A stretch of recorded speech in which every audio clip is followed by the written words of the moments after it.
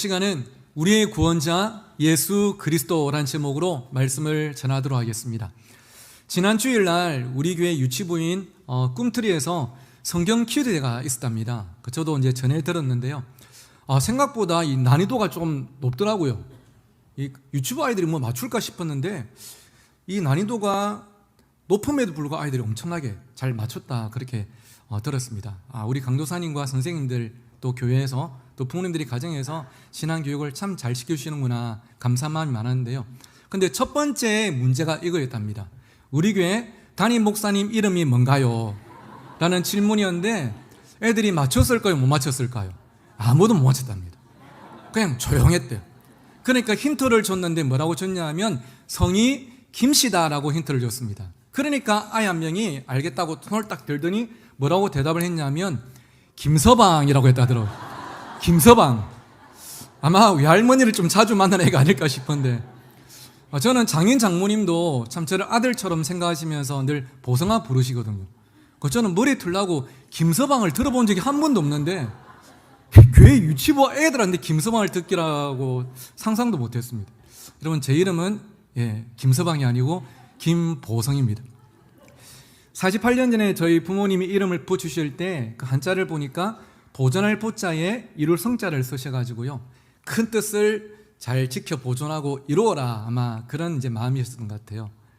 근데 지금은 제가 세상적으로는 뭐 그렇게 또 뭐 성공하거나 그런 삶은 아니지만 제가 하나님을 만나고 복음 안에서 다시 재해석하기를 하나님께 주신 제 사명을 끝까지 잘 지키고 이루는 그런 삶을 살기를 바라는 마음으로 살아가고 있습니다. 사람들은 누군가 이름을 이제 지어줄 때 그냥 짓지 않습니다. 그 이름을 지어주는 사람의 꿈과 소원과 마음을 담습니다. 하나님도 성경에 보니까 많은 사람들이 이름을 주실 때 하나님의 그 특별한 마음을 담아서 이름을 붙이시더라고요. 단적인 예를 들면 아브라함 잘 아시죠? 원래 이름은 아브람이었습니다. 그 뜻은 좋은 아버지. 한 가정에 좋은 아버지 정도 될 거라 생각했는데 하나님께서 그를 만나주시고 아브라함아 너는 오늘부터 아브람이 아니고 아브라함이다. 그 뜻이 뭔가 보니까 민족의 아버지였습니다. 아브라함을 민족의 아버지로 세우셔서 하나님을 믿는 이 나라를 세우실 하나님의 그 마음을 그 이름에 담으신 거죠. 그리고 오늘 본문에 보니까 지금으로부터 2000년 전 하나님께서는 당신의 아들을 이 땅에 보내시면서도 그분의 이름에 하나님의 마음을 담으셨습니다. 우리가 역사 연대기를 말할 때 BC와 AD로 표현하는데요. 여러분 뭐 잘 아시는 것처럼 BC는 Before Christ, 영어로 그리스도 이전이라는 뜻이고요. AD는 Anno Domini, 이것은 영어가 아니고 라틴어인데 그리스도의 해라는 뜻입니다. 즉 그리스도께서 이 땅에 오신 그 때를 기준으로 BC와 AD를 구분하는 것이죠. 그런데 여러분 우리 모두는 함께 알고 경험하고 있습니다. 예수 그리스도의 이 땅에 오심은 역사 연대기의 기준이 될 뿐 아니라 우리 인생 가운데 예수 그리스도를 만나기 전과 만난 후로 나눠질 만큼 하나님께서는 우리의 삶에 은혜를 부어주고 계신 줄 믿습니다. 오늘도 이 예배가 여러분에게 그런 은혜의 시간이 되어지기를 주의 이름으로 축원합니다. 오늘 본문은 이 땅에 오셨던 예수 그리스도의 탄생을 소개하고 있는데요. 요셉과 마리아는 약혼한 사이였는데 아내 마리아가 임신을 한 것을 남편 요셉이 눈치채게 됩니다. 자신은 마리아와 동침한 적이 없는데 임신하게 된 것을 알고 얼마나 그 마음이 무너졌을까요? 이게 소문이 나면 마리아는 이웃들에 의해서 죽음에 가까운 큰 벌을 받을 게 당연하기 때문에 착한 사람 요셉은 조용하게 이제 그냥 관계를 끊으려고 했습니다. 그때 하나님께서 보내신 천사가 요셉에게 말합니다. 다윗의 자손 요셉아, 마리아 데려오기를 두려워하지 마라. 마리아는 다른 남자를 통해서 임신한 것이 아니라 성령으로 잉태된 것이다 하면서 곧 태어날 그 아기의 이름을 지어줬는데 21절입니다. 함께 읽어보겠습니다. 시작.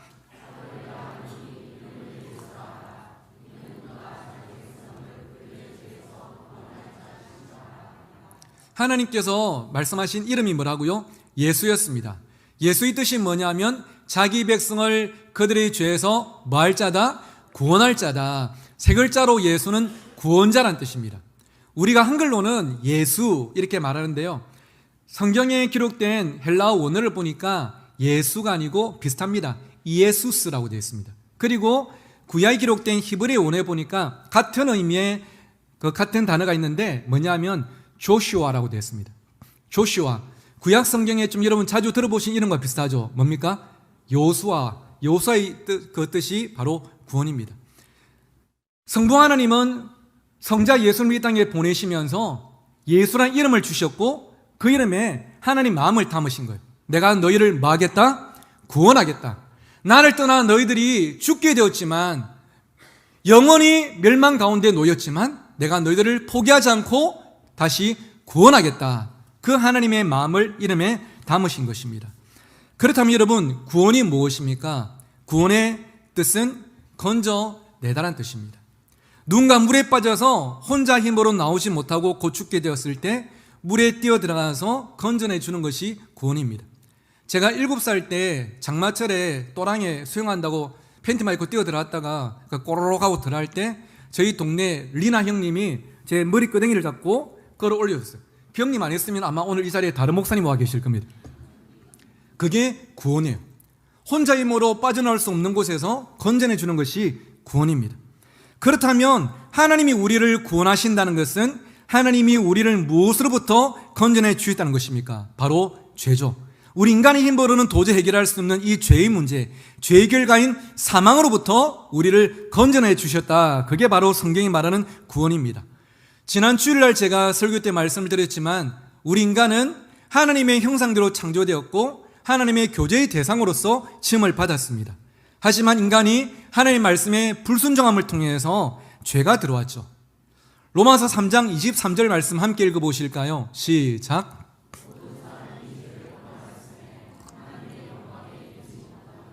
누구에게 죄가 들어왔냐면 모든 사람에게 죄가 들어왔어요.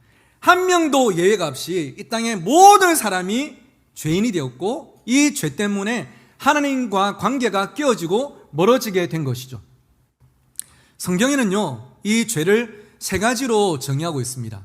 이것이 죄다 말하는 게 성경이 몇 군데 나오는데 그 첫 번째가 뭐냐면 요한일서 3장 4절에 보니까 죄를 짓는 자마다 불법을 행하나니 죄는 불법이다 말씀하십니다. 죄의 첫 번째 정의가 뭐냐면 바로 불법이에요.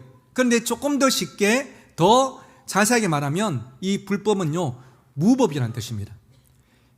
원어에 보니까 이 불법을 아노미라고 기록이 되는데 여러분 아노미 현상 들어보셨을 겁니다. 무법천지를 말할 때 법이 무너져버린 현상을 아노미 현상이라고 말하는데 첫 번째 죄는요, 하나님의 법이 사라져버리고 내가 법이 된 것, 내가 내 삶의 기준이 되고 주인이 되어서 내가 하고 싶은 대로 살아가는 게 그게 첫 번째 죄라는 거예요. 두 번째는 무엇이냐면 야고보서 4장 17절에 보니까 그러므로 사람이 선을 행할 줄 알고도 행하지 않으면 죄니라. 죄의 두 번째 정의는 선을 행할 줄 알고도 행하지 않는 것입니다. 하나님께서 우리에게 선이 무엇인지를 말씀하십니다. 그리고 선을 행하라 말씀하시지만 무엇이 선인지 알고도 행하지 않는 것도 바로 죄다. 세 번째는요, 로마서 14장 33절을 보니까 믿음을 따라 하지 아니하는 것은 다 죄니라.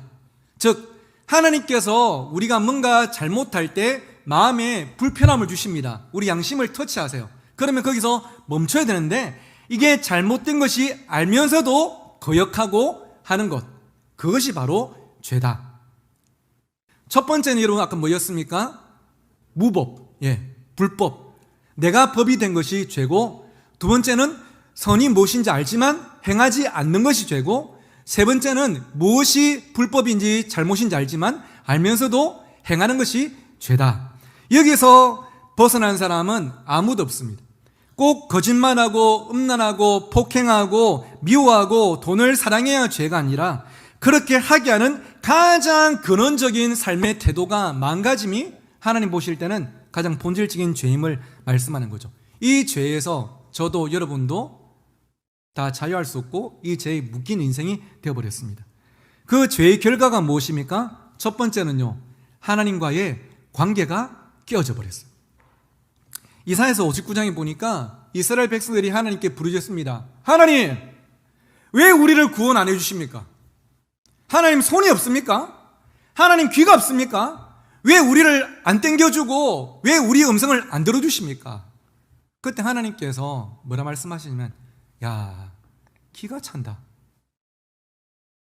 내가 손이 없어서, 손이 짧아서 너희를 구원하지 못한 것도 아니고, 내가 귀가 둔해서, 귀가 없어서 너희 음성을 듣지 못하는 것도 아니라, 오직 너희 무엇이? 죄악이 하나님과 너희 사이를 갈라놓았다. 내가 너희들을 밀어낸 것이 아니라 너희가 나를 밀어냈지 않느냐. 내가 너희들 삶의 주인이고 왕인데 너희들이 너희들 삶의 주인과 왕이 될 것이라고 나를 쫓아냈지 않느냐. 죄의 결과가 하나님과의 관계를 분리시켜버린 것입니다. 하나님과 가까울수록 지켜야 될 선이 있는데 절대 넘어서는 안 되는 선을 넘어서 범죄함으로 그 관계가 깨어져 버렸죠. 두 번째는요, 그 결과인데 영적인 신분이 바뀌어버렸습니다. 우리는 하나님의 자녀로 지음을 받았음에도 불구하고 죄를 짓고 하나님을 떠남으로 영적인 신분이 하나님의 자녀가 아닌 마귀의 자녀가 되었다. 요한복음 8장에 보니까 예수님께서 너희는 너희 아비 마귀에게서 났습니다. 영적으로 마귀에게 속해서 마귀에게 묶인 삶, 사주팔자를 봐야 되고, 무슨 날 이사 못한답니까? 이사를 합니까? 못합니까? 손 없는 날 거기에 매여 있고. 여러분, 아이고 요즘도 그런 거 있더라고요. 매여 있습니다. 부적에 매여 있고 굿에 매여 있습니다. 마귀가 시킨 대로 죄를 짓고 또 후회하지만 또 그 죄를 반복하면서 가족을 고통스럽게 하고 주변 사람들과 공동체를 아프게 합니다. 세 번째는요, 참 이게 공감이 되는데, 죄의 결과가 무엇이냐면 스스로를 합리화하면서 그 죄에서 빠져나오지를 못해요. 로마서 1장에 보니까 이 죄들을 쭉 열가면서 불의, 추악, 탐욕 이런 죄들이 있는데 그 밑에 보십시오. 그들이 이 같은 일을 행하는 자는 사형에 해당한다고, 즉 죄의 삭은 사망임을 하나님께서 정하심을 알고도 자기들만 행할 뿐 아니라 또한 그런 일을 행하는 자들을 어떻다 하느니라? 옳다 하느니라. 죄를 짓는 사람들 보고 그거 잘못됐어 말한 게 아니고 옳다 하느니라. 왜일까요? 지도 똑같거든. 나도 똑같은 죄를 짓거든요. 그러면서 합리화라는 것입니다. 다 이래 살아가는데 뭐 이렇게 안 하면 못 삽니다. 그러면서 이 자기 합리화는 더 깊은 죄의 수렁으로 우리를 몰아넣는 것입니다. 그리고 마지막 죄의 결과가 무엇입니까? 바로 천국이 아닌 지옥입니다. 마태복음 10장에 보니까 예수님께서 말씀하셨어요.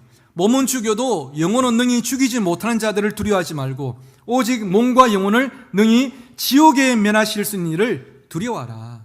여러분, 천국과 지옥은 분명히 있습니다. 믿으시죠? 천국과 지옥은요, 교회에서 말하는 흔히 영화나 드라마와 소설에서 말하는 추상적인 의미가 아니에요.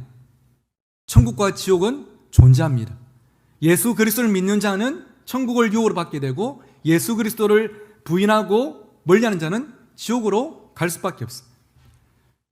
지금도 수도권 지하철 안에서나 부산역 앞에서 간혹 어떤 피켓 들고 또 띠하고 예수 천당 불신지옥 하는 분들이 있습니다. 물론 그분들이 복음을 전하시는 방법은 뭔가 조금은 투박하고 믿지 않는 사람들에게 불편함을 주긴 하지만 그분들이 전하는 메시지만큼은 가장 선명한 복음입니다. 예수 그리스도를 믿으면 천국을 얻고 예수 그리스도를 믿지 않으면 지옥에 갈 수밖에 없다는 것은 우리 모두가 절대 무시를 안 되는 믿어야 되는 진리 중에 진리인 것이죠. 하지만 예수 그리스도를 믿지 않고 죄 가운데 있으면 지옥으로 갈 수밖에 없는, 참 안타까운 현실이죠. 하나님은 우리를 창조하시고 나서 우리를 하나님의 기쁨으로, 하나님의 사랑으로, 하나님의 행복으로 창조하셨는데 그런 우리가 하나님을 떠나버렸습니다. 등을 돌리고 하나님을 필립도 말하고 내가 내 삶의 주인과 왕이 되어버렸어. 그리고 지옥을 향해 매일마다 발걸음을 내딛습니다. 얼마나 하나님 마음이 아프셨을까요? 그런데 하나님은 참 감사하게도 그런 우리를 포기하지 않으셨습니다. 하나님을 떠나서 영원한 형벌 가운데 놓인 우리들이지만 다시 우리를 그 죄로부터 건져내시기 위해서 계획을 세우시고 길을 열어주셨는데 그 길의 이름이 바로 예수 그리스도입니다. 오늘 본문에 보니까 아들을 낳으리니 그의 이름을 예수라라. 이는 그가 자기 백성을 그들의 죄에서 구원할 자이심이라 하니라. 사실 이 말씀을 천사를 통해 전하실 때 하나님 마음도 참 어떻게 보면 아프셨을 것 같아요. 왜냐하면 예수님이 이 땅에 뚝 내려오신다고 모든 죄가 용서받는 게 아니거든요. 대속물이 필요합니다. 구약시대 때 이스라엘 백성들의 죄를 용서받기 위해서 흠없는 어린 양이 대속물로 죽었던 것처럼, 피를 흘려야 됐던 것처럼 당신의 아들 예수가 십자가에 죽으셔야 함을 하나님도 아시고 보내셨기 때문에 그 이름을 예수라 붙이시면서 얼마나 마음이 아프셨을까. 하지만 그것은 우리를 구원하실 하나님의 가장 큰 사랑과 은혜이기 때문에 하나님께서는 그 마음을 이름에 담아서 보내신 것입니다. 그리고 요한복음 3장 16절에 이렇게 말씀하죠. 여러분, 아마 지금 1층에서 예배드리고 있는 우리 꿈틀이 그 유치부 아기들도 잘 알고 암송도 할 만한 성경구절 아닙니까? 그렇다 보니까 우리가 너무나 익숙해서 너무나 식상하게 받아들일 수 있는데, 여러분 진짜 복음의 진수가 이 구절 안에 있어요. 우리 같이 한번 읽어보실까요? 시작.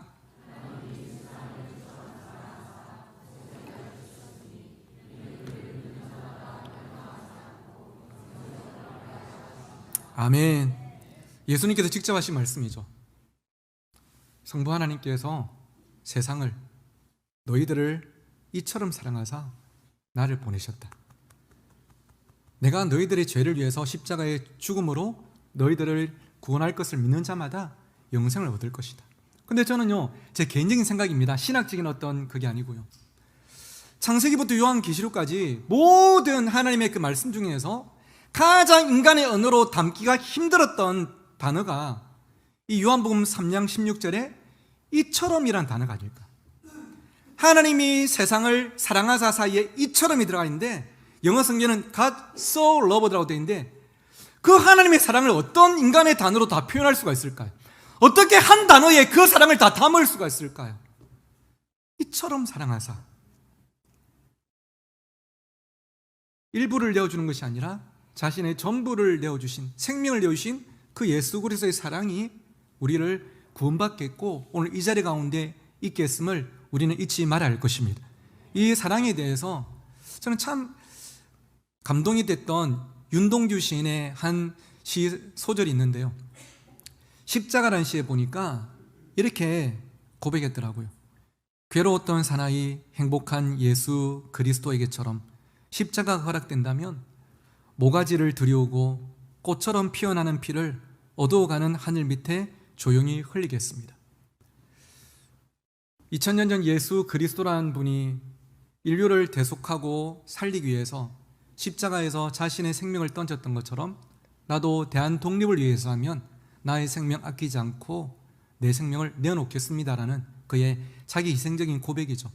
근데 저는 윤동주라는 한 개인의 이 고백도 참 감동이지만 제일 앞에 있는 이 한 구절이 참 가슴에 와닿았습니다. 괴로웠던 사나이 행복한 예수 그리스도. 역설적인 표현이죠. 괴로움과 행복은 전혀 하나 될 수는 배치되는 것인데, 괴로웠던 사나이 행복한 예수 그리스도. 십자가에 매달려 죽는 것은 세상에서 가장 큰 괴로움이자 고통이자 절망이었지만 그 예수 그리스도는 행복한 사나이였답니다.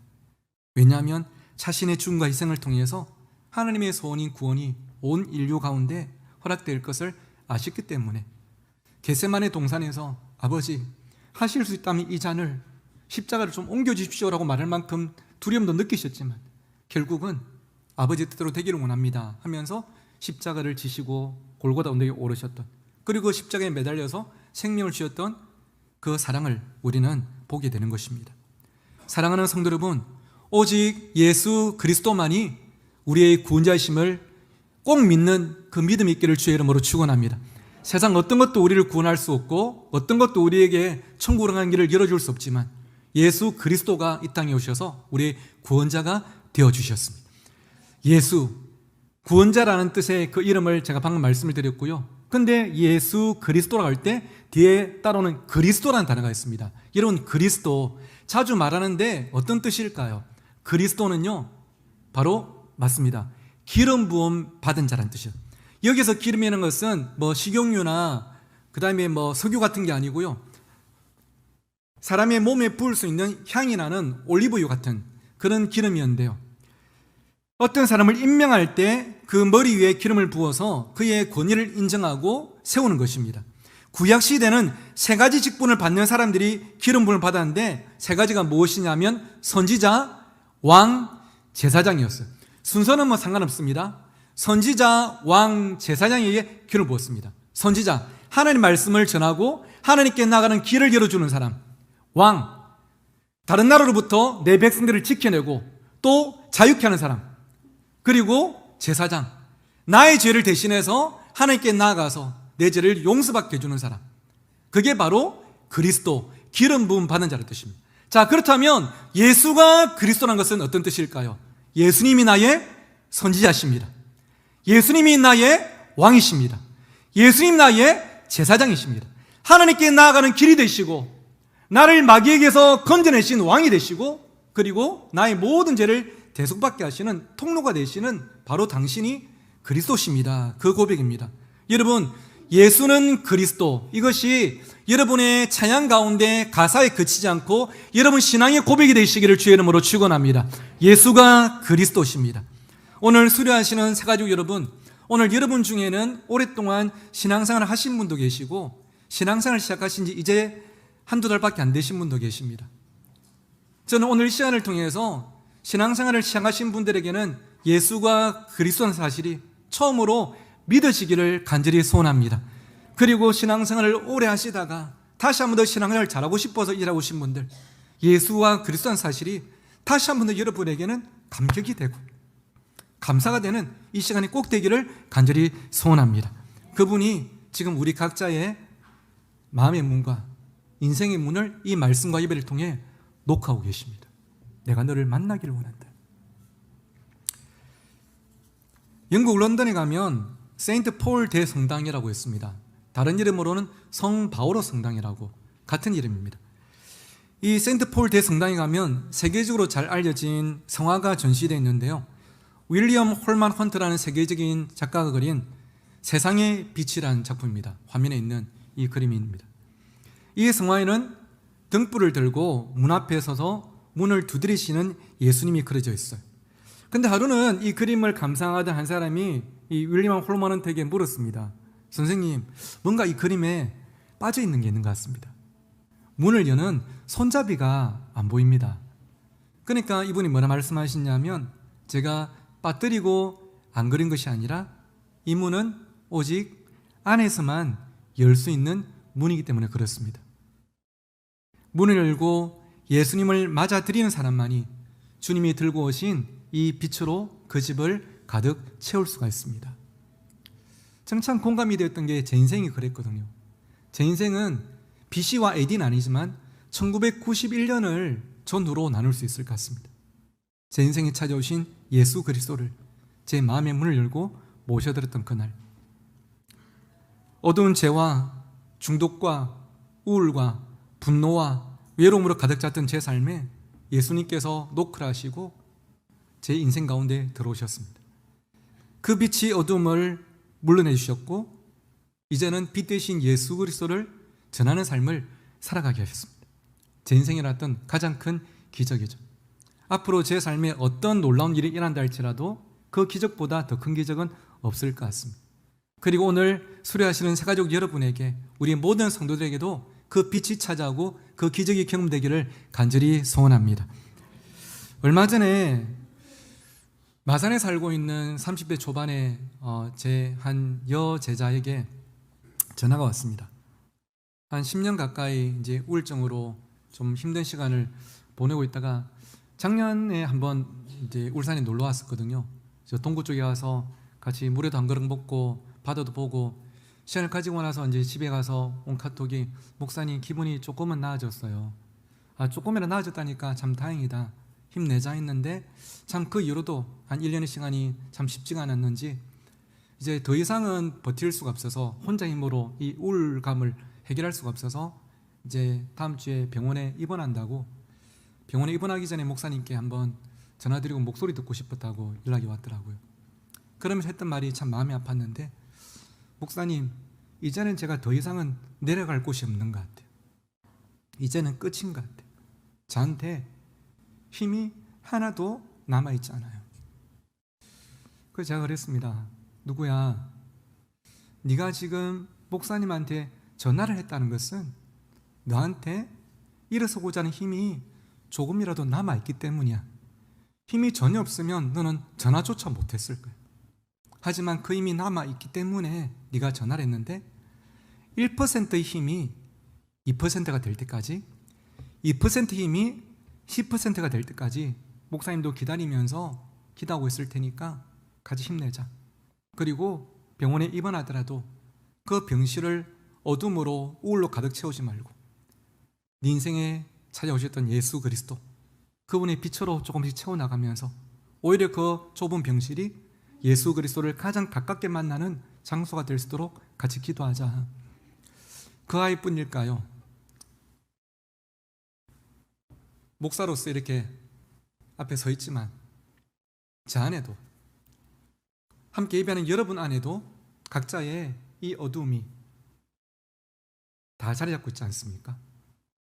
이 어둠을 물리치시고 빛으로 채워주실, 아니 빛이 되실 예수 그리스도, 그분이 오늘 이 예배에 우리 울산 신정교회에 여러분 각자 인생의 주인과 왕이 되시기를 주의 이름으로 축원합니다. 그때 그 구원이 단어만 우리에게 들리는 것이 아니라 정말 우리의 삶으로 경험이 될 줄 믿습니다. 우리 구원자로 이 땅에 오신 예수 그리스도를 예배와 말씀과 기도와 찬양 가운데 매일 만나고 구원의 기쁨과 감사가 충만한 여러분 이번 한 주와 연말 꼭 되시기를 주의 이름으로 축복합니다.